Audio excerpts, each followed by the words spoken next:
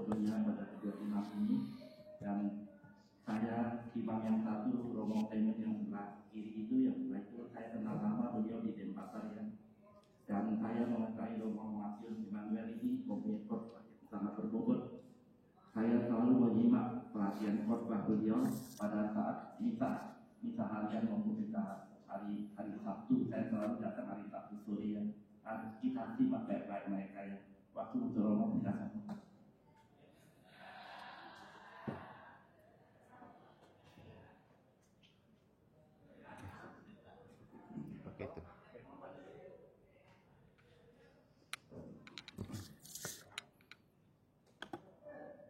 Tes, cek. Oke, teman-teman terkasih, selamat pagi atau siang nih? Pagi menuju siang, siang menuju sore, pagi menjelang siang. Semoga wajahnya masih cerah dan ceria ya. Apalagi setelah mendengar berapa lagu tadi dari Pak Antoni. Saya mengenal Pak Antoni dari ketika dia pertama kali bertemu dengan saya waktu misa, lalu kemudian dia memberikan saya sebuah buku berjudul Kunci Menuju Surga. Hal yang membuat saya merasa merenung sebentar untuk berpikir bahwa hidup di dunia ini harus sudah berpikir tentang surga. Karena kalau tidak, kita akan mengambang hidup seperti tanpa kompas. Mungkin juga karena Pak Antoni sempat mendengar khotbah hari Minggunya tentang misa adalah investasi menuju surga. Yang juga sudah dengan detail kami bahas ketika bersama Pak EG mengisi sesi mimbar Katolik di TVRI pada waktu itu, di mana beliau meminta untuk saya berbicara tentang bagaimana menginvestasi surga di dunia. Kenapa hal ini penting? Karena kalau mau jujur, dengan hingar-bingarnya dunia dan dengan segala macam perubahan yang berjalan begitu cepat, hampir kita tidak punya waktu untuk berpikir bahwa kalau kita itu diciptakan Tuhan dari surga untuk hidup di dunia, supaya di dunia ini kita punya arah dan tujuan jelas dari hidup. Jadi tujuan hidup kita itu bukan dunia, tapi dunia itu tempat persinggahan, seperti kos-kosan begitulah. Sehingga tadi Pak Antoni bilang apa? Di dunia ini sementara, memang sementara. Dan batas usia kita di dunia menurut Mazmur berapa itu kayak Cece nanti lihat? 70 atau 80 tahun jika kuat. Maka sisa dari keseluruhan waktu kita itu ada di mana? Kalau menurut kitab suci, hidup itu kekal, tidak ada batasnya. Tetapi di dunia ada batasnya. Maka tinggal sekarang kita mau memilih. Mau menikmati hidup di dunia ini dengan bebas tanpa mengendalikan diri yang hanya sekejap, atau kita mau mengejar kebahagiaan yang kekal yang nanti lebih lama kita alami setelah hidup dari dunia ini. Nah, mungkin itulah alasan kenapa Pak Antoni meminta untuk saya bersama Romo Clemens hari ini mengajak teman-teman sebelum berkiprah lebih lanjut dalam dunia pendidikan di kampus Bumi Gora, Anda perlu membekali diri dengan sebuah spiritualitas. Spiritualitas artinya roh apa yang menjiwai dan menggerakkan kamu supaya kamu itu tidak salah jalur, tidak salah jalan, tidak salah langkah, supaya ketika kamu belajar atau kuliah, kamu berpikir bahwa kamu belajar dan kuliah untuk sebuah tujuan. Memang kalau kita belajar tujuannya untuk menggapai cita-cita, lalu kemudian kita kerja. Tapi pertanyaan lebih lanjut, setelah Anda selesai kuliah, setelah Anda dapat kerja, apalagi yang Anda mau kejar? Saya rasa siapapun yang hidup di dunia ini punya tujuan yang satu dan sama, yaitu mengejar kebahagiaan. Dan hari ini kitab suci juga berbicara tentang sabda bahagia. Tadi pagi itu ya Pak Antonia, sabda bahagia di bukit. Dan tentang sabda bahagia ini, adik-adik, ini bukan tentang ajaran Katolik, bukan ajaran Kristen, tapi ini ajaran Yesus yang universal, yang berlaku untuk siapa saja. Dan sabda bahagia inilah yang menginspirasi dan mengetuk hati Mahatma Gandhi, yang bukan seorang Kristen atau Katolik, yang merasa bahwa lebih baik saya mengikuti ajaran Yesus tanpa menjadi Kristen atau Katolik, tetapi saya menghidupkan ajaran Yesus. Karena dia sangat tersentuh dengan khotbah di bukit atau sabda bahagia. Jadi Mahatma Gandhi ini seorang figur Hindu kan di India yang sangat terkenal dengan kebijaksanaannya. Dulu waktu jadi pengacara muda, dia sempat ke Afrika. Di Afrika waktu itu kan ya mayoritas Kristen dan Katolik lah. Dan dia sering pergi ke gereja. Dan ketika dia ke gereja, orang selalu mempersoalkan dan mempertanyakan, Anda datang apa ke sini? Anda bukan pengikut Yesus. Lalu dia bilang, saya datang karena saya merasa terpesona dengan ajaran-ajaran Yesus. Tapi kemudian ia diancam, dilempari batu, hanya karena dia ke gereja, bukan sebagai pengikut Kristus. Nah, sejak saat itulah dia sangat anti dengan para pengikut Kristus, yang mengakui diri pengikut Kristus, tapi tidak mengikuti ajaran Kristus. Maka kemudian dia mengatakan, saya tidak perlu menjadi Kristen atau Katolik untuk menjadi pengikut Kristus, tapi saya mau hidupkan sabda Kristus dalam hidup saya. Makanya tadi saya cuma bawa buku ini saja, kitab suci, untuk membekali diri, untuk dibagikan kepada adik-adik, hanya mau mengatakan bahwa kita tidak bisa hidup tanpa sabda Allah. Kita selalu mengakui sabda Allah itu pelita dan pedoman dalam hidup. Jadi sabda Allah itu pelita dan pedoman. Pelita berarti terang. Kita boleh punya pedoman dalam hidup, tapi kalau tidak ada yang menerangi, percuma. Anda kuliah di sini, ini kan saat-saat orientasi kan? Supaya Anda punya pedoman bagaimana Anda membawa diri dan menghidupi diri, lalu mengenyam pendidikan di kampus Bumi Gora ini dengan pedoman-pedoman yang sudah ada. Tapi Anda boleh punya pedoman, tapi kalau tidak ada cahaya yang menerangi mata, hati, dan pikiranmu untuk memahami pedoman yang ada, atau untuk membaca, tidak ada gunanya kan? Sama juga ada sabda Allah, kalau tidak ada terang, kita tidak bisa pernah membaca dan memahami. Jadi sabda Allah itu pedoman, pertama pelita dan pedoman. Dia menerangi supaya apapun yang dituliskan dalam kitab ini sebagai ajaran Tuhan untuk menuntun hidup kita, dapat kita lihat, dapat kita pahami. Dan kenapa tadi cuma saya bawa kitab suci? Karena kemarin Pak Antoni minta untuk saya dan Romo Clemens itu memberikan tema tentang dosa, pengampunan, dan moral ya, etika ya. Kurang lebih begitu. Kenapa? Karena kita tidak bisa hidup tanpa dosa. Kita tidak diciptakan sebagai manusia sempurna. Nobody is perfect. Kita diciptakan sebagai manusia yang tidak sempurna. Dan kita semua yang tercipta itu tercipta lahir dari keterikatan dengan dosa asal. Dosa dari Adam dan Hawa.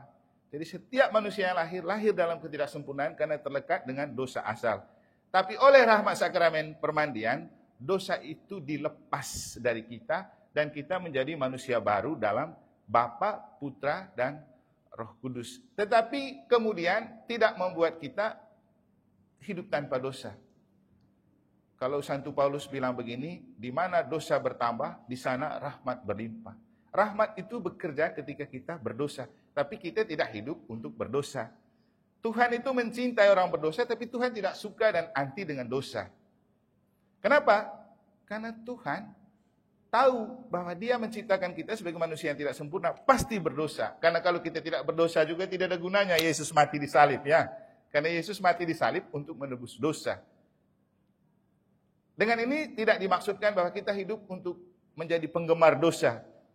Karena otomatis dengan kelemahan yang kita miliki, kita pasti jatuh dalam dosa. Yang jadi masalah, setelah berdosa, siapa yang mengangkat kembali kita menjadi mulia? Nah, inilah iman akan Yesus. Ketika kita menjadi orang berdosa yang sangat berharga. Apa kata Yesus di kitab suci? Akan ada sukacita di surga karena satu orang berdosa yang bertobat daripada 99 orang lain yang menganggap dirinya benar. Dan gereja itu untuk orang berdosa. Sehingga ini tema yang sangat penting. Anda datang belajar di sini, pertama harus menyadari diri sebagai manusia yang lemah, rapuh, dan pasti berdosa. Tapi kita selalu punya obat untuk dosa, yaitu sakramen tobat. Saya rasa kita masih dalam bingkai kehangatan kunjungan Paus. Dan apa Paus bilang? Pengampunan itu penting. Dan kita para imam diminta untuk mengerti orang berdosa. Kenapa yang dipanggil jadi imam juga manusia? Supaya dia paham bagaimana terlukanya menjadi seorang berdosa. Bagaimana terisolasinya menjadi orang yang dianggap berdosa. Dan saya rasa itulah yang dialami oleh orang-orang seperti Sakeus, pemungut cukai. Dia dianggap sebagai orang berdosa. Dia dianggap sebagai koruptor. Tapi apa yang Tuhan lakukan? Dia mampir di rumah Sakeus, makan bersama orang berdosa. Jadi Tuhan itu memilih dan memihak orang berdosa. Mungkin juga ada cerita yang paling ngeri, yaitu Maria Magdalena. Maria Magdalena kan terkenal sebagai perempuan bersinah, perempuan nakal, perempuan yang pokoknya tidak baguslah moralnya. Tapi kenapa Yesus memberikan perhatian khusus kepada Maria Magdalena? Sampai kemudian Maria Magdalena diberikan kesempatan sebagai orang pertama yang melihat Yesus punya kebangkitan dengan melihat kubur kosong. Nanti yang ini kamu bisa baca di buku, judulnya Saat-saat Intim Bersama Sang Guru. Itu kisah tentang hubungan antara Maria Magdalena dan Yesus. Lebih sebagai sebuah cinta agapeik, bukan cinta erotis. Kalau di buku Da Vinci Code, itu lebih menampilkan sisi romantisme atau cinta erotis dari hubungan antara Maria Magdalena dan Yesus. Tapi kalau di buku yang satu yang saya bilang itu ditulis oleh seorang imam dari Cina, judulnya Saat-saat Intim Bersama Sang Guru. Bercerita tentang kenapa kemudian Maria Magdalena menjadikan Yesus sebagai cinta terakhir. Dia punya cinta pertama itu Yohanes, murid yang dikasihi Yesus. Karena dari kecil di kampung Magdala, mereka sudah jadi teman main. Kemudian Yohanes, murid yang dikasihi Yesus, masuk sekolah Eseni, itu seperti seminari, lalu hubungan mereka terputus. Setelah terputus, mereka kembali ke dunianya masing-masing. Maria Magdalena ini anak orang tukang kain di Magdala dan anak orang kaya. Itulah kenapa kemudian dia diorbitkan menjadi artis dan selebriti. Dia kemudian menjadi seorang pemain harpa dan selalu tampil di panggung. Dan itu membuat dia menjadi perempuan tenar dan hebat. Tapi dia punya keganjalan di dalam diri. Kamu tahu apa itu keganjalan yang mengganjal Maria Magdalena? Dia dirasuki oleh 7 roh jahat. Dan sebagai anak orang kaya, dia sudah berjuang kemana-mana untuk menyembuhkan diri dari kerasukan 7 roh jahat. Ke rumah sakit iya, ke dokter iya, bayar pakai uang, bayar dukun sudah, tapi tidak hilang. Hanya ada satu orang yang bisa menepis kekuatan roh jahat itu dari dalam dirinya. Dan dia itulah Yesus. Ketika Yesus sukses menyembuhkan dia dari ke-7 roh jahat, itu yang membuat dia jatuh hati pada Yesus. Bukan cinta erotis, tapi cinta spiritual. Dan pengalaman itulah yang kemudian membuat Maria Magdalena menjadikan Yesus sebagai cinta terakhir, walaupun dia punya Yohanes, murid yang dikasih Yesus, sebagai cinta pertama. Jadi kalau kita membayangkan, ini seperti cinta segitiga gitu. Karena setelah Yesus mati, kan Yesus punya murid yang dikasihi, yaitu Yohanes. Dan setelah Yesus mati, sebelum dia mati, dia menyerahkan Maria ibunya kepada Yohanes, murid yang dikasihi Yesus. Dan waktu itu, murid yang dikasihi Yesus bernama Yohanes ini bawa Maria tinggal di rumah Maria Magdalena. Kan so sweet kan? Dan waktu Yesus mati, siapa yang paling rajin untuk kunjungi Yesus di kubur? Maria Magdalena. Sampai kemudian dia menghadiahi Maria Magdalena dengan sebuah pengalaman menjadi orang pertama yang melihat kubur kosong. Jadi ceritanya begitu Maria Magdalena ke kubur, dia melihat ada 2 orang penjaga kubur, lalu dia tanya kepada mereka, "Di mana Tuhan saya? Apakah kamu yang curi?" Terus lama kemudian Yesus datang dan menepuk Maria dari belakang. Lalu Yesus bilang apa? "Maria." Lalu dia tahu bahwa ini suara Yesus. Lalu dia bilang apa? "Rabuni, guru." Lalu Yesus bilang apa? "Sudah, jangan dulu sentuh saya, karena saya belum pergi menghadap Bapa." Saya ini membaca atau mengenangkan kitab ini, saya teringat dengan pengalaman ketika kita pergi ke Jakarta untuk ketemu dengan Paus. Ternyata susah sekali bertemu dengan Paus ini. Ada banyak lapisan keamanan. Untuk jabat tangan itu susah. Beberapa hari lalu saya bikin status di Facebook dan IG, dan saya tulis apa? Akhirnya setelah begitu lama saya berjuang untuk berjumpa dan berjabatan tangan dengan Paus, tak kesampaian juga. Tapi kemudian sampai pada puncak perayaan di GBK. Waktu perayaan di GBK, saya nerobos ke panggung dan dapat foto di kursi yang dipakai oleh Paus selama misa, lalu saya duduk sedikit di situ. Puaslah saya. Dan saya memaknai kenapa beberapa hari ketika audiensi di katedral, ketika paus lewat, saya berjuang untuk ada di dekat-dekat, tapi susah. Saya lalu paham, dulu waktu Maria Magdalena pingin menyentuh Yesus, Yesus bilang apa? Jangan dulu sentuh saya. Ternyata sentuhan yang paling memikat bukanlah berjabatan tangan, bukan sentuhan fisik, tapi sentuhan hati dan sentuhan kasih. Bahwa ketika Yesus melarang Maria Magdalena untuk menyentuh badannya, bukan lalu berarti tidak bisa menyentuh hatinya. Karena kemudian getaran hati tak bisa dibatasi oleh sentuhan fisik. Sehingga begitu Yesus merasa Maria sangat mengasihi dia dengan setia datang ke kubur, Yesus pun membalas kasih Maria Magdalena dengan menyapanya, Maria. Sapaan yang menggetarkan hati dan membuat Maria merasa ada di hati Yesus, Yesus ada di hati Maria. Dan Maria tidak berkeberatan untuk tidak menyentuh Yesus, tapi suara yang muncul dan menerobos hati, itu yang tidak bisa dilupakan Maria. Maka bagi saya tidak perlu berjabatan tangan dan bersentuhan dengan paus, tapi kasih dan aura spiritual yang mengalir dari dalam dirinya sudah cukup untuk membuat saya bahagia, apalagi sempat duduk di kursi yang dia pernah duduk. Jadi ini sedikit cerita tentang Maria Magdalena, tapi yang ingin mau saya katakan, jangan takut menjadi orang berdosa, tapi takutlah untuk sering jatuh ke dalam dosa. Kenapa?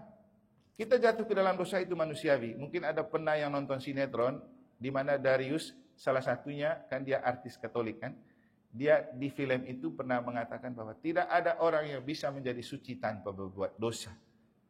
Paus pun jadi Bapak suci bukan tidak berdosa. Bahkan ada cerita kalau paus itu setiap hari dia mengaku dosa.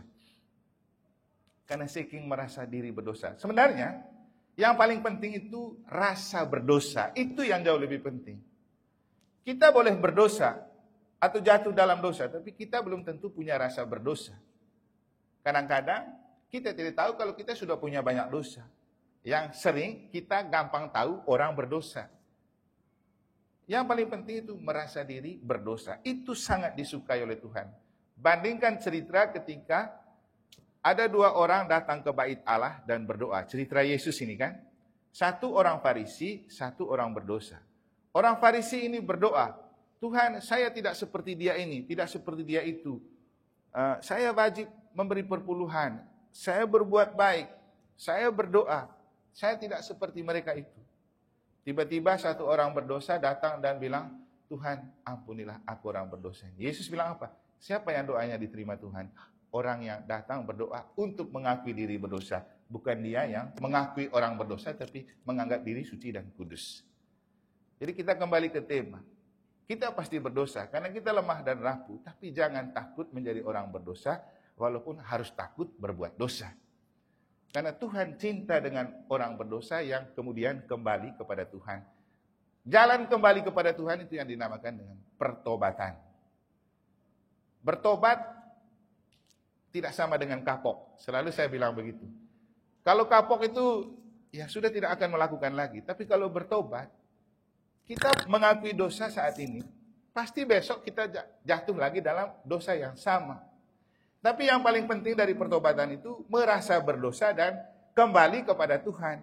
Kita sekarang mengakui dosa dalam pertobatan. Besok kita jatuh lagi dalam dosa yang sama. Nanti datang mengaku lagi gitu.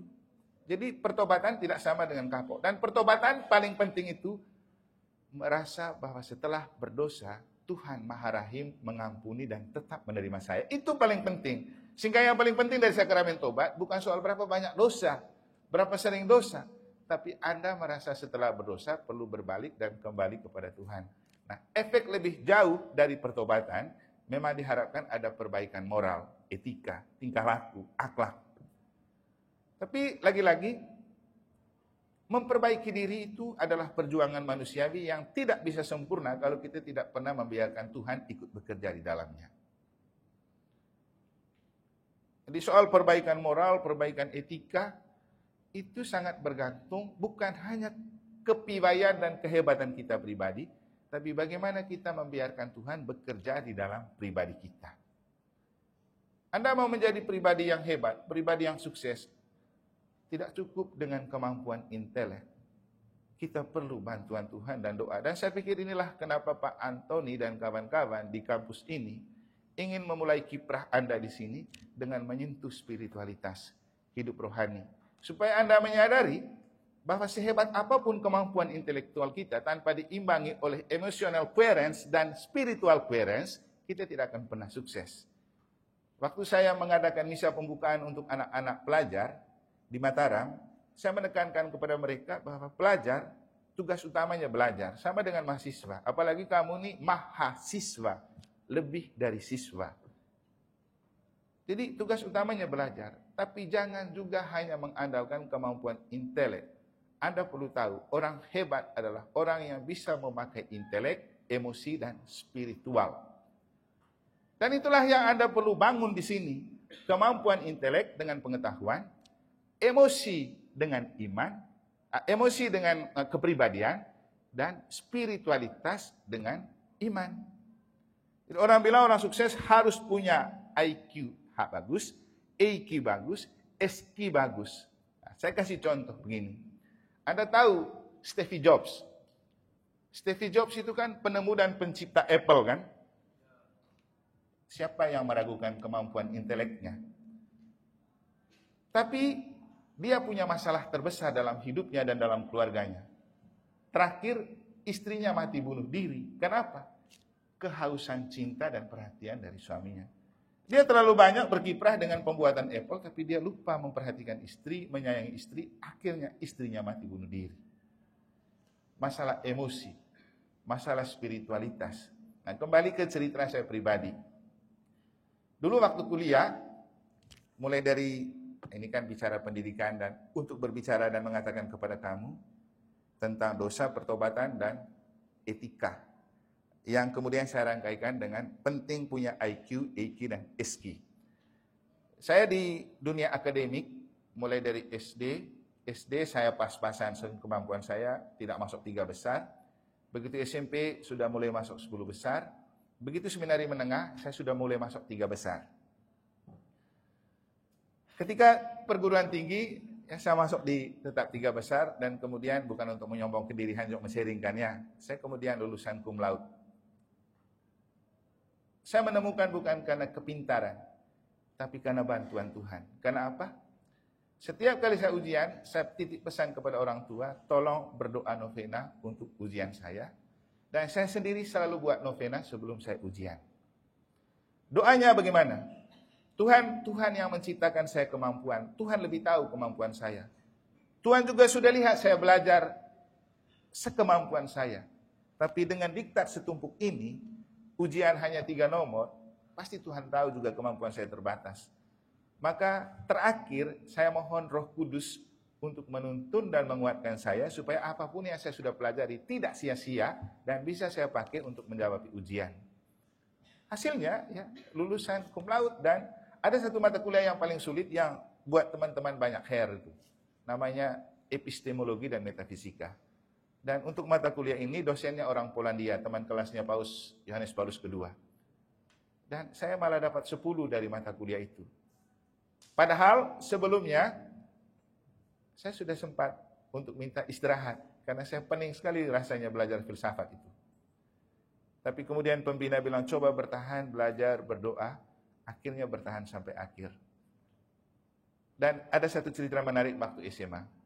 Kami di seminari punya aturan, kalau di bawah 5 nilai asli, otomatis keluar. Satu kali kita ujian naik kelas. Saya di jurusan biologi, A2 waktu itu.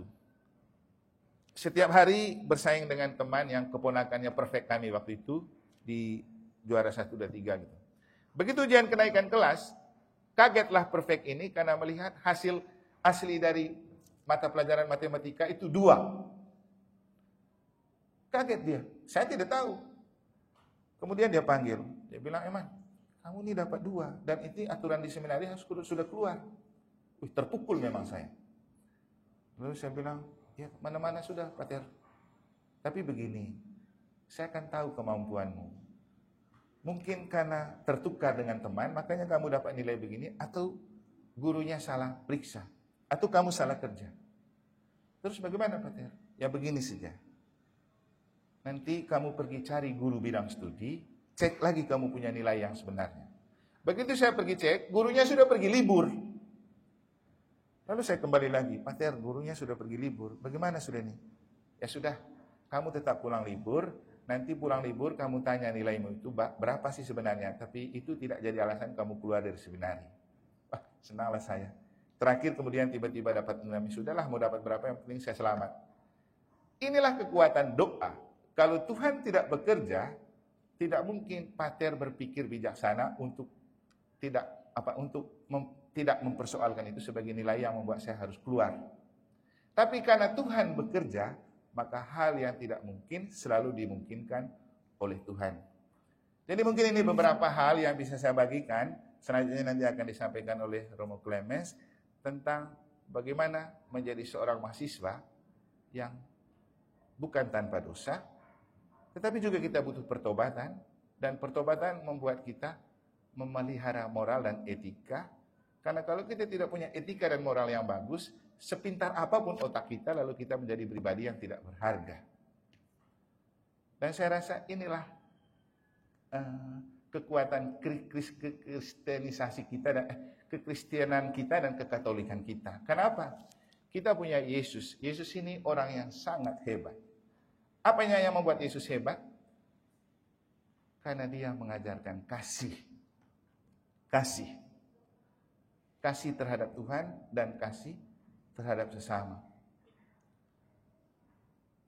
Santo Paulus bilang, Anda boleh punya iman yang bisa memindahkan gunung. Anda boleh bisa berbicara dalam berbagai bahasa. Anda boleh bisa membuat mujizat. Tapi kalau tidak punya kasih, Anda seperti gong yang gemerincing. Bunyi sana sini tapi tidak ada gunanya. Artinya apa? Kasih itulah yang menjadi kekuatan utama. Kamu menjadi mahasiswa harus punya iman, harap, dan kasih. Di sini kamu boleh pintar, tapi kalau tidak menghargai sesama, juga tidak ada gunanya.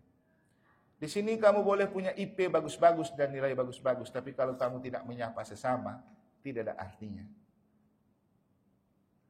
Jadi tetaplah menjadi seorang pribadi mahasiswa yang 100% mencintai pendidikan, 100% mencintai Kristus. Hanya kalau berjalan bersama Kristus, Anda tidak usah takut. Nanti kemampuan intelektualmu akan dilengkapi oleh Tuhan untuk menjaga emosimu, dan oleh kekuatan Roh Kudus, Tuhan akan membalut kemampuan budi dan hati kita untuk menjadi seorang yang sukses. Karena akhirnya, seorang yang sukses bukanlah seorang yang pintar, tapi seorang yang bijak. Beda antara orang pintar dan orang bijak. Orang pintar, dia hanya mengandalkan kemampuan intelek. Tapi orang bijak, orang yang bisa merangkaikan kemampuan intelek dengan apa yang ada di hati. Yang oleh Santo Thomas Aquinas dibahasakan dengan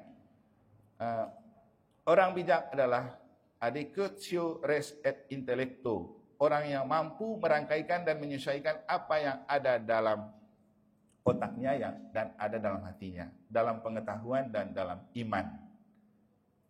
Jadi bekerjalah dan berjuanglah untuk mengenyam pendidikan dan menambah pengetahuan.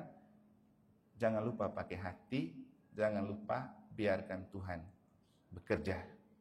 Kira-kira itu dulu dari saya, nanti kita bisa lanjutkan dengan dialog, tetapi selanjutnya saya akan berikan kesempatan kepada Romo Clemens untuk melengkapi.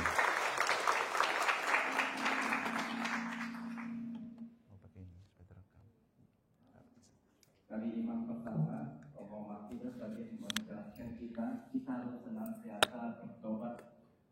Pada saat jatuh lagi, bertobatlah kembali dan berusaha untuk menjauhkan dari kelemahan itu. Berusaha, tentunya tadi tidak ada artinya kita punya intelektual yang hebat, tapi tidak ada emotional boson dan spiritual boson. SQ itulah yang tentang kehidupan rohani. Yang penting beliau tadi mengatakan bahwa pada saat beliau lemah, merasa kurang dalam pelajaran, beliau meminta Roh Kudus bekerja, Allah bekerja, dan akhirnya beliau juga menunjukkan bahwa beliau berprestasi karena Allah bekerja. Pada iman kedua, kita juga dengan banyak hal tentang hidup sebagai garam, sebagai terang. Juga kita harus mengakui kelemahan kita akui, saat itulah Allah bekerja. Dan banyak hal yang kita dapatkan dari kedua iman itu Sekali lagi kita beri aplaus. Tentunya ada pertanyaan dari Anda. Diberi kesempatan Anda bertanya dalam hal rohani. Silakan. Pertanyaan apa saja? Ya, silakan. Selamat pagi menjelang siang, Pak. Izinkan saya bertanya. Ya, Biar silakan. terekam. Silakan. Taruh aja dekat dia. Nah, enggak. Enggak, ya, terus. Saya pernah mengalami. Perkenalan dulu nama. Perkenalkan, nama saya Silent Misalai Raja Kandung, akrab dipanggil Silent, dan saya berasal dari Prodi Teknologi Informasi. Pertanyaan saya adalah sebenarnya dari pengalaman saya sendiri, mengapa ketika kita terkadang berdoa atau menghadap Tuhan, terkadang kita berdoa tapi hatinya itu terasa kosong, hampa, kayak apa ya, nggak ada semangat dalam berdoa gitu, terus terasa kosong, hampa, berdoa tapi rasanya tuh nggak ada rasa apa-apanya gitu, cuma hanya ngomong berdoa saja tapi tidak ada rasa di hati gitu, kosong, hampa gitu, Pak.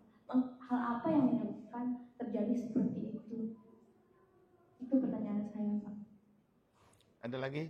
Biar nanti siapa tahu ada konektivitas pertanyaan kan bisa Silakan kita yang lain mau bertanya. Silakan. Yang lain bagi mau ingin bertanya boleh. ya. Silakan, ada angkat tangan ya. Angkat tangan, nggak usah malu. Pilihan ini mata emas nih.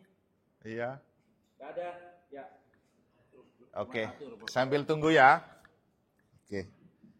Yes, terima kasih untuk pertanyaannya.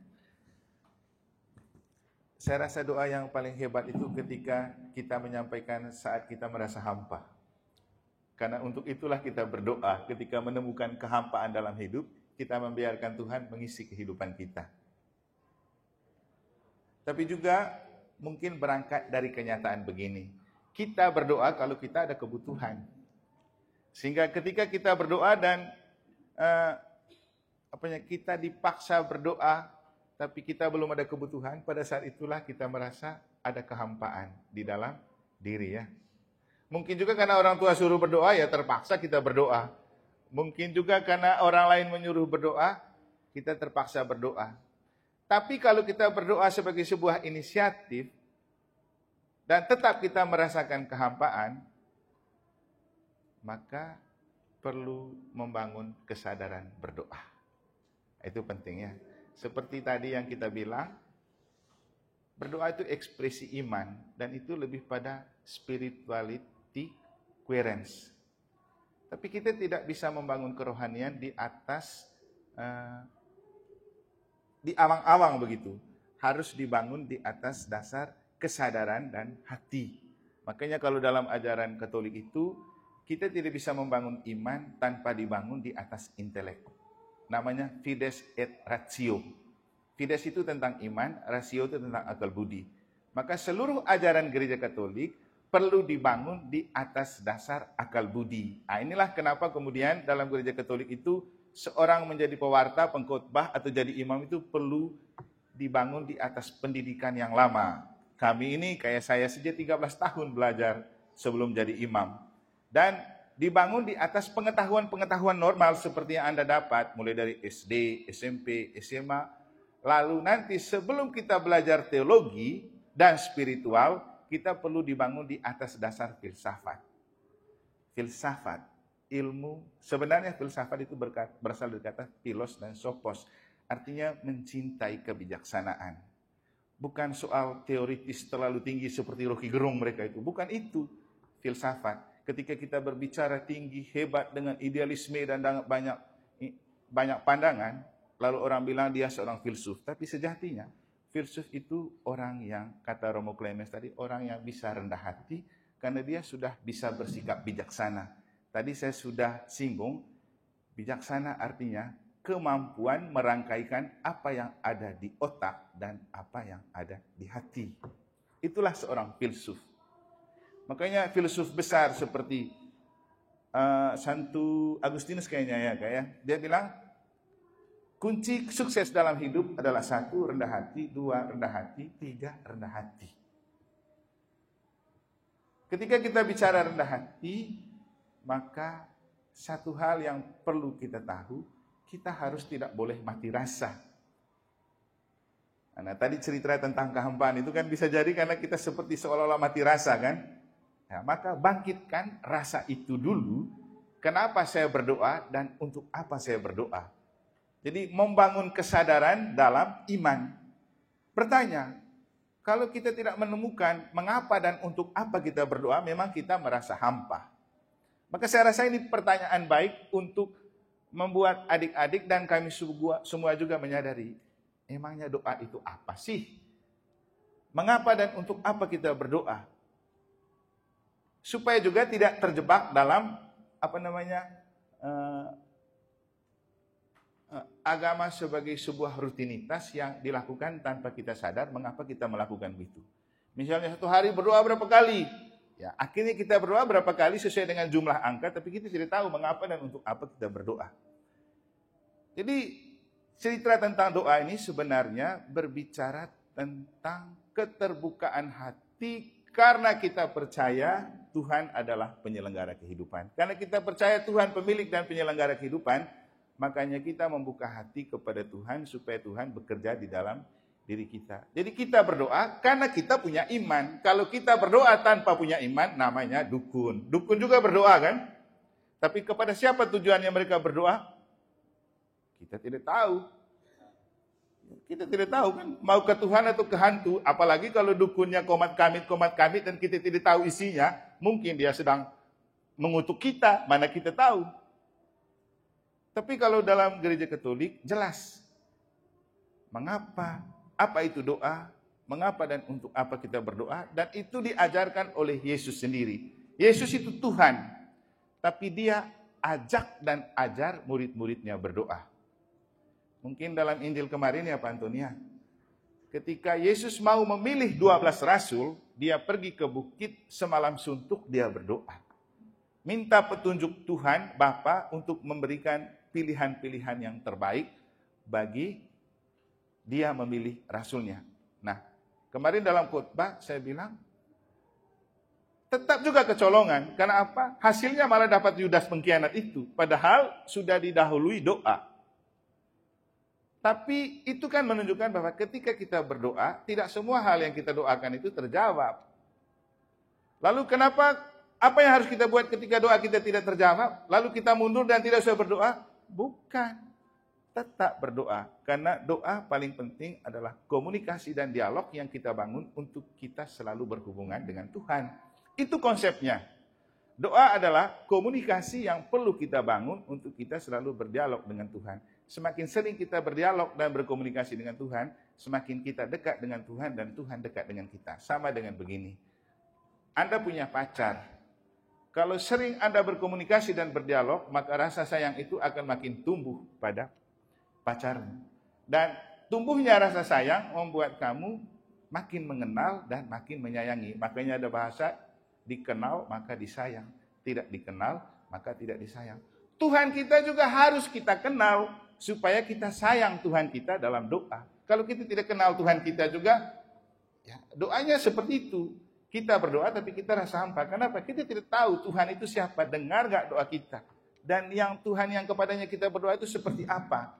Nah, kalau dalam ajaran Kristiani, ajaran Yesus Kristus, jelas dia ajak muridnya berdoa dan dia mengajarkan muridnya berdoa dalam doa Bapa kami. Di Matius berapa itu? Jadi jelas, kalau kamu berdoa jangan bertele-tele. Jangan juga seperti orang Farisi yang pamer-pamer doa, teriak besar-besar. Tapi kalau kamu berdoa, masuklah ke dalam kamar, kunci pintu dan berdoa. Pergi ke tempat tersembunyi berdoa. Lalu doanya apa? Bapa kami yang ada di surga. Jadi jelas, Bapa itu ada di surga, bukan ada di dunia. Maka ketika kita berdoa, kita sedang membuka dan mengarahkan hati kepada surga. Makanya tadi saya mulai dengan bicara tentang investasi surga di dunia. Dan kamu bersyukur punya Pak Antoni yang sudah pernah berpikir tentang surga dan berbicara tentang kunci masuk surga. Awalnya waktu terima buku itu saya tidak pernah menduga kalau beliau adalah seorang dosen dan seorang yang menyelenggarakan lembaga pendidikan ini. Setelah saya baca-baca, di bagian terakhir di kesimpulan saya menemukan kunci dari masuk surga adalah baca kitab suci dan lakukan firman Allah. Persis inilah yang dikhotbahkan oleh Paus di GBK, waktu misa di GBK kemarin. Jadi orang Kristiani nomor 1, baca kitab suci dan lakukan. Itu saja. Dan di Masjid Istiqlal, dia berbicara tentang pentingnya punya iman yang dalam, bukan dangkal. Jadi ingat baik-baik, iman yang dalam, bukan dangkal. Kita membayangkan begini, laut atau air. Kalau laut atau air itu dalam, maka dia tidak akan bergelombang dan tidak akan ada hempasan-hempasan begitu. Diam, tapi berisi.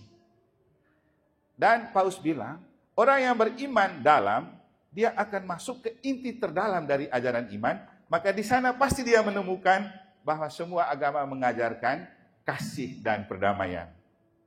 Karena dia akan mendalami kitab suci, dan di dalam kitab suci, namanya saja kitab suci ya, isinya hal-hal suci. Tapi ketika orang dangkal imannya, dia tidak pernah baca kitab suci, dia baca saja yang viral-viral, dia lihat saja kulit luarnya, lalu dia menyimpulkan, lalu bisa jadi juga dia fanatik dan radikal, karena dia tidak tahu. Hasilnya apa? Beragama tapi tidak punya kasih. Padahal setiap agama itu mengajarkan kasih. Karena logikanya begini, Tuhan tidak pernah menciptakan agama. Tuhan hanya menciptakan kasih. Makanya Santo Yohanes bilang Allah adalah kasih. Kenapa menciptakan kasih? Kalau tidak karena mengasihi kita, ngapain kita diciptakan oleh Tuhan? Kan bikin repot kan? Tapi karena Tuhan mengasihi kita, Dia menciptakan kita, hadirkan kita di dunia. Dan tidak ada satupun manusia yang diciptakan di dalam rahim dengan agama, kan? Tidak ada. Tuhan tidak menciptakan agama. Tuhan menciptakan manusia dengan kasih. Jadi kasih itu adalah dasar hidup dari setiap agama. Nah, cara memelihara kasih itulah yang dipercayakan kepada ajaran-ajaran agama. Maka kemudian, kembali saya bilang tadi, ya, Yesus itu mengajarkan kasih. Kenapa kemudian pengikut Kristus tidak diminta untuk membenci? Bahkan Yesus bilang, kasihlah Tuhan Allahmu dengan segenap hatimu, budimu, pikiranmu, dan segenap yang ada padamu. Jadi total dan loyal. Dan yang kedua, kasihilah sesamamu manusia seperti dirimu sendiri. Kan standarnya sangat gampang. Bagaimana engkau mengasihi dirimu, seperti itu juga engkau mengasihi sama. Selesai. Kalau Anda tidak mau dicaci maki, jangan caci maki orang. Kalau Anda tidak mau dibenci, jangan membenci orang. Kalau mau dihargai, hargai orang. Kan itu aja logikanya. Kalau mau diakui sebagai orang baik, ya berbuat baik kepada orang. Masa kita pingin dibilang baik sama orang, tapi tidak pernah berbuat baik kepada orang? Lucu. Jadi standarnya sangat sederhana. Tapi pesan Yesus itu oleh Santo Paulus kemudian ditambah lagi. Hendaklah kasihmu jangan berpura-pura. Ini penting nih. Hendaklah kasihmu jangan berpura-pura. Karena Yesus sangat anti dengan orang Farisi. Jadi menghidupkan kasih dan membudayakan kasih inti dari ajaran setiap agama. Karena semua orang diciptakan karena kasih dan diciptakan sebagai imago Dei, gambar dan rupa Allah. Maka konsekuensinya logika berpikir sangat sederhana. Siapapun yang kita lihat dalam hidup sebagai manusia, dia adalah cermin dan wajah Allah yang konkret. Kalau manusia adalah cerminan dan wajah Allah yang konkret, ngapain kita saling membenci? Membenci sesama berarti membenci Tuhan. Membunuh sesama berarti membunuh Tuhan. Apakah itu ajaran yang benar? Tidak. Jadi sekali lagi, kalau iman kita dalam, kita akan bertemu pada hal yang paling dalam dari setiap ajaran agama, yaitu cinta kasih universal. Kalau sudah ada cinta kasih universal, pasti kita mencintai persaudaraan, apapun perbedaannya. Nah, kembali ke doa. Doa, kalau mau tidak dirasakan sebagai sebuah kehampaan, harus paham dulu, apa itu doa. Jadi saya tadi kasih tahu, doa adalah komunikasi yang intens dengan Tuhan, untuk kita bercakap-cakap dan berbicara dengan Tuhan yang kita tidak lihat. Jadi semakin kita berdialog, semakin kita mengenal Tuhan, semakin Tuhan mengenal kita, dan dikenal maka disayang. Kalau kita sudah mengenal Tuhan kita menyayangi Tuhan kita, Tuhan menyayangi Tuhan kita, saya rasa kita tidak pernah merasa hampa dalam berdoa. Karena kita tahu ketika kita berdoa, kita sedang bercakap-cakap dengan Tuhan. Dan begini, jangan berdoa pada saat kita ada kebutuhan. Sama aja logika begini. Misalnya, saya sama Pak Antoni. Baru saya pergi ketemu dan cari Pak Antoni kalau saya lagi butuh sesuatu. Kan tidak mungkin langsung diterima. Dia ini gara-gara pasti ada maunya makanya datang. Tapi kalau tidak karena kebutuhan, kita berdialog biasa, ketemu biasa, bercerita biasa. Setelah saling mengenal dan sering berdialog, nanti kan dengan sendirinya tahu. Pak Antoni tahu apa kebutuhan saya juga tahu apa kebutuhan Pak Antoni. Tanpa dibilang pun, langsung kita mengerti. Dia pasti lagi begini, lagi sedang butuh ini. Tuhan juga begitu. Tidak perlu tunggu ada kebutuhan baru kita berdoa. Terus saja menjalin komunikasi dengan Tuhan dalam doa. Nah, kalau sudah sering bertemu Tuhan, Tuhan tahu ini anak lagi butuh apa. Dia pasti kasih. Sama seperti kita punya orang tua. Tidak perlu kita minta kalau kita sudah sering berada bersama orang tua. Dia langsung mengerti hidup ini anak saya ini pasti lagi begini dan lagi butuh ini. Itu. Jadi berdoa karena kita tahu apa itu doa. Mengapa kita berdoa? Karena kita tidak mau kehilangan Tuhan dan karena kita selalu mau berjalan bersama Tuhan. Untuk apa kita berdoa? Untuk membiarkan hidup kita berjalan bersama Tuhan, untuk kita selalu berjalan bersama Tuhan. Itu saja konsepnya. Kalau itu yang sudah kita lakukan, tidak usah terlalu banyak berpikir, Tuhan saya lagi butuh ini, Tuhan saya lagi butuh itu. Otomatis Tuhan akan memberikan kepada kita apapun yang kita butuhkan. Jadi adik-adik, kalau mau berdoa dan tidak merasakan kehampaan dalam doa, berdoalah dengan kesadaran iman bahwa kita sedang berdoa kepada Bapa. Bapa yang di surga. Jadi Yesus bilang, Bapa kami yang ada di surga, dimuliakanlah namamu, datanglah kerajaanmu.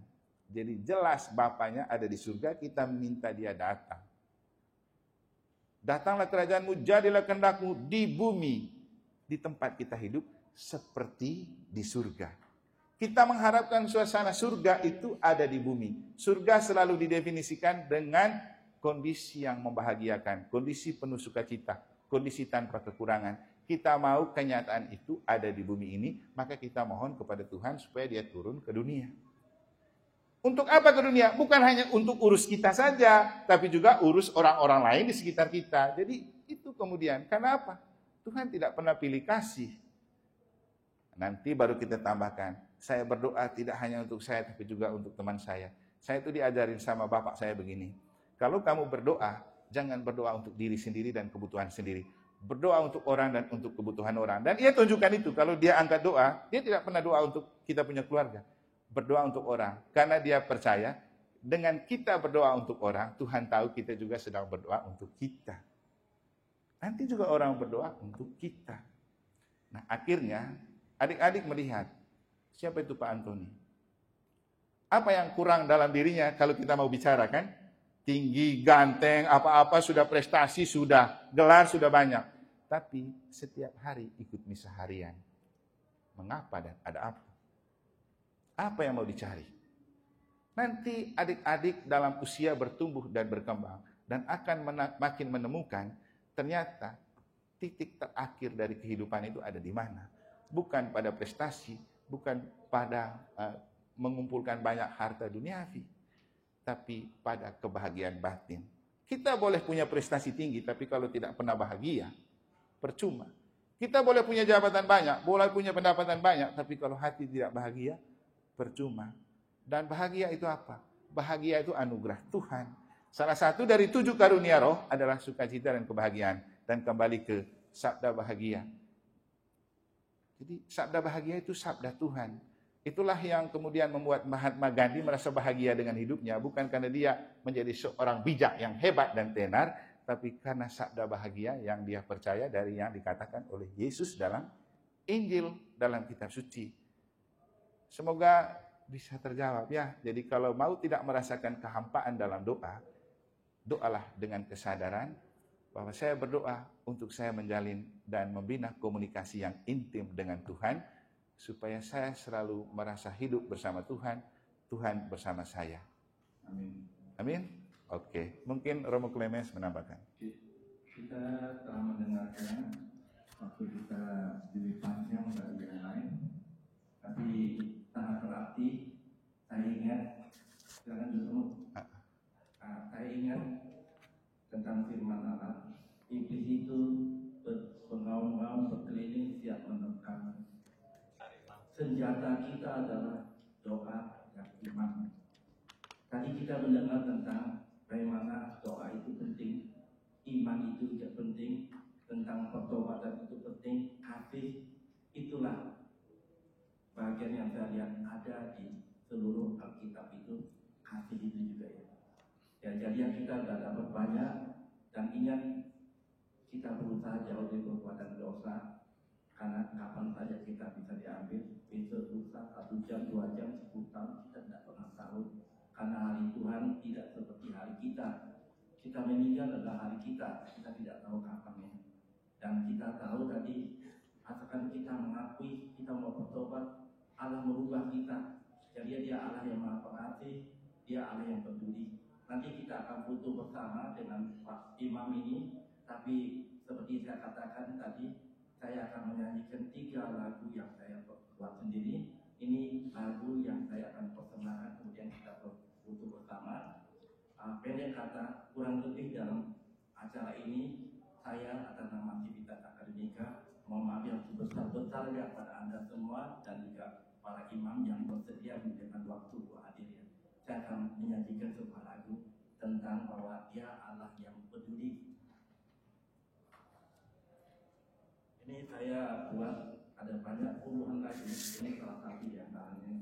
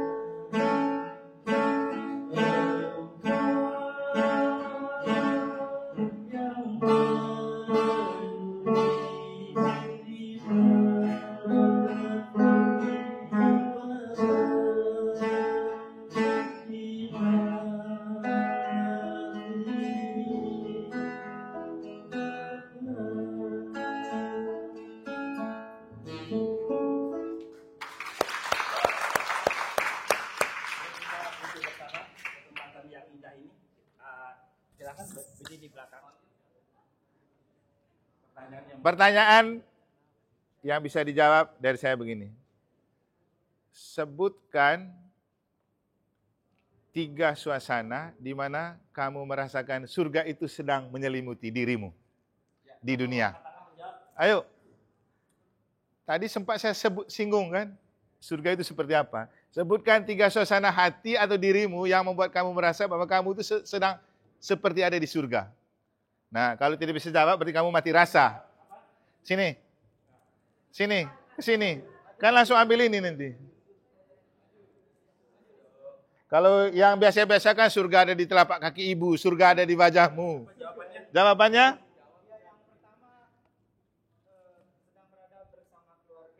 Sini lagi ya, supaya dapat ini. Mari, ke sini lagi. Sebut nama dulu, mari. Di tengah. Sebelum saya kasih, oke. Sebut nama dan lalu sebutkan 3 hal itu. Ya, sebelumnya perkenalkan nama saya Gis. Saya dari Prodi S1 Akuntansi. Yang pertama sedang bersama keluarga, dan yang kedua sedang berdoa atau bersembahyang, dan yang terakhir bersama teman dan kerabat. Oke, terima kasih dan tepuk tangan untuk teman kita ini. Anda mendapat hadiah dari surga berupa buku dari Bapak Antoni tentang kunci surga. Jadi kalau mau masuk surga, selain 3 hal tadi, baca lagi kuncinya di sini ya. Oke. Ada lagi pertanyaan kedua. Buat. Hah? Kayak buat. Oh. Yang kedua. Pertanyaan kedua. Lawan dari surga itu neraka. Apa itu neraka? Dan sebutkan 3 kondisi yang membuat kamu sedang merasa di neraka. Ayo. Ayo, yang sudah berdoa tapi hampa, itu juga neraka. Sini. Sebutkan nama, lalu neraka itu apa dari yang kamu mengerti selama ini. Kemudian sebutkan sini. Ya. Saudara saya neraka adalah tempat orang yang mungkin selama di dunia. Sebut nama dulu. Perkenalkan, nama saya Sayang Sulaiman Bandung dari Prodi Teknologi Informasi. Setahu saya tentang neraka adalah tempat orang di mana saat di dunia banyak melakukan kesalahan atau berdosa dan belum bertaubat, setahu saya seperti itu. Kemudian 3 hal yang membuat saya serasa di neraka, yaitu berdoa tapi hatinya hampa. Wih, langsung ya. Kemudian kadang ekspektasi tidak sesuai dengan kenyataan. Kemudian mengalami sebuah kegagalan dan terkadang mendapatkan suatu kritikan yang tidak mengenakan. Itulah neraka. Tadi namanya siapa? Silence. Oke. Ada pertanyaan lebih lanjut nih Pak Antoni terkait dengan jawabannya dia berhubungan dengan tema ini dengan apa yang dia katakan tentang neraka. Pertama, jurusan Prodia, Teknologi Informasi. Apakah kamu merasa bahwa teknologi informasi itu lebih berpeluang membawa orang ke neraka atau ke surga? Sepertinya keduanya, tengah-tengahnya Pak. Di tengah-tengah. Kamu lebih memilih yang mana? Surga. Surga. Semoga engkau bisa membawa kunci surga melalui teknologi informasi yang ada. Berarti jangan memakai teknologi informasi untuk hoax dan menebar kebencian. Pakai teknologi informasi untuk mewartakan sukacita dan kebahagiaannya. Nah, ada satu hal yang menarik tadi, ketika kamu merasa di PHP gitu ya. Jadi kenyataan tidak sesuai dengan harapan. Definisi masalah itu adalah kesenjangan antara harapan dan kenyataan. Ketika kita mengharapkan sesuatu tapi nyatanya lain, itulah definisi masalah. Nah, ini kan tema kita, dream and vision. Berarti kita punya mimpi, kita punya harapan. Saya hanya mau mengatakan, hiduplah untuk membangun harapan, jangan menabur optimisme. Tahu bedanya antara harapan dan optimisme? Optimisme itu Anda punya target yang mau dicapai. Dan biasanya untuk menggapai target itu mengandalkan skill dan kemampuan. Tapi kalau bicara tentang harapan, Anda tidak hanya mengandalkan skill dan kemampuan, Anda juga perlu mengharapkan iman. Maka Tuhan harus bekerja di dalamnya. Kalau membangun harapan dan Tuhan harus bekerja di dalamnya, itu yang membuat kamu dikuatkan. Ketika punya ekspektasi tinggi tapi tidak sesuai dengan kenyataan, kamu tetap terhibur dan bersuka cita karena ada Tuhan. Prinsipnya apa?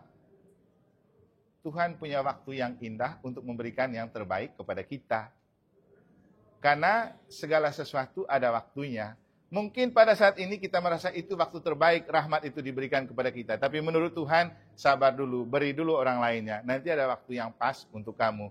Sehingga mengobati kekecewaan ketika kamu punya harapan, tidak sesuai dengan kenyataan. Percaya saja, belum waktunya Tuhan berikan itu kepadamu. Karena itu, hiduplah dengan membangun harapan dan jangan dengan optimisme. Supaya surga sedikit-sedikit ada di wajah dan hidupmu. Terima kasih. Anda layak mendapat kunci surga tetapi tiket menuju surga sangat ditentukan oleh iman dan perbuatanmu dalam hidup. Terima kasih, Pak.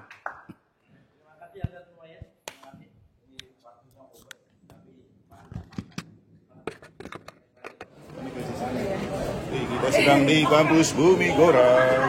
Untuk acara apa ini namanya? Ini PKKMB, PKMB apa itu? penerimaan untuk pengenalan lingkungan kampus ke mahasiswa baru. Oke.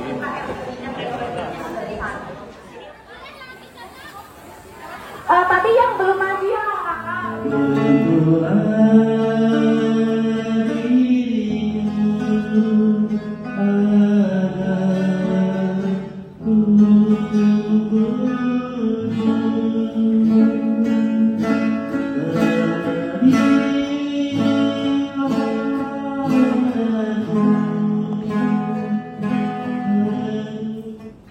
Dan waktu itu mereka berbicara tentang relasi,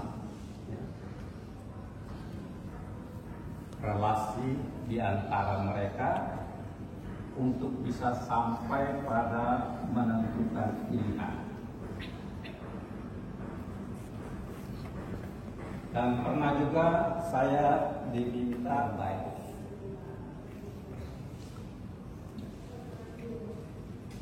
Saya katakan, kalau pertanyaan itu kalian tujukan di antara sesama kalian, jawaban pasti akan berbeda-beda. Ada yang mengatakan, ya yang pertama-tama saya cari itu adalah ganteng, cantik. Yang kedua mungkin akan mengatakan, ya yang saya cari yang lain itu sakunya tebal atau tipis. Kemudian yang lain lagi diberi ya saya cari keluarganya bagaimana.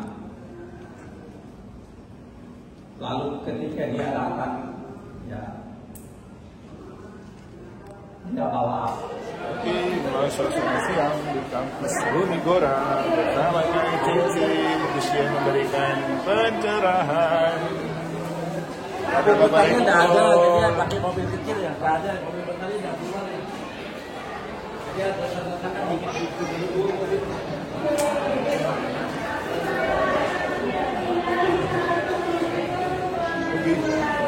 Oke, baiklah. Ini Ibu siapa?